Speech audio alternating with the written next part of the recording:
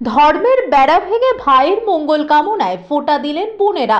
হিন্দু বোন হিন্দু ভাইদের পাশাপাশি মুসলিম ভাইদের কপালে, আবার মুসলিম বোন মুসলিম ভাইয়ের পাশাপাশি হিন্দু ভাইয়ের কপালে ফোঁটা দিলেন। আর এভাবেই ফোঁটার মধ্যে দিয়ে সম্প্রীতির নজির গড়ল কালনা মহকুমার পূর্বস্থলীর শ্রীরামপুর গ্রামের বাসিন্দারা।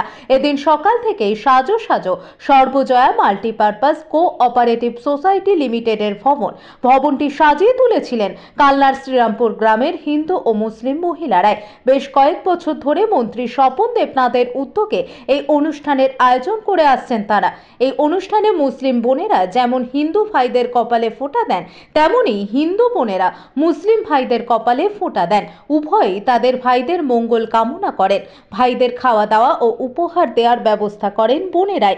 মন্ত্রী স্বপন বাবুর কথায়, ধর্ম যার যার, উৎসব সবার, তাই সম্প্রীতির উৎসবে সামিল হয়ে সম্প্রীতির বার্তা দেওয়াই তাদের মূল লক্ষ্য।